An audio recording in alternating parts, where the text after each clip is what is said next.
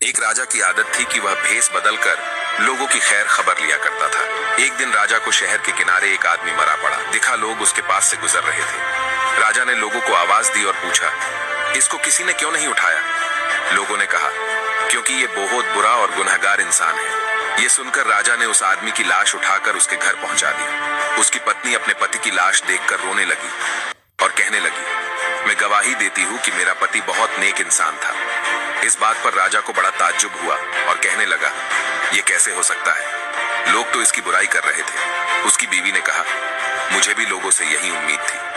दरअसल हकीकत ये थी कि मेरा पति हर रोज शहर के शराब खाने में जाता और सारी शराब खरीदकर घर आकर नालियों में डाल देता और फिर वैश्या के पास जाकर उसकी एक रात की पूरी कीमत देकर कहता कि अपना दरवाजा बंद कर ले, कोई तेरे पास ना आने पाए, और फिर घर आकर भगवान का धन्यवाद करता।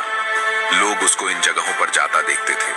मैं इसलिए अपने पति से कहती कि याद रखना, जिस दिन तुम मर गए लोग तुम्हें नहलाने तक नहीं आएंगे, न तुम्हारी अर्थी को कंधा देने आएंगे।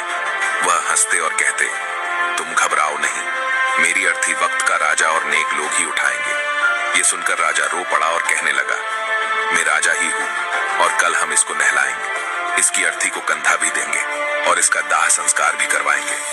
निष्कर्ष, अक्सर हम दूसरों से कुछ सुनकर अहम फैसले कर बैठते हैं।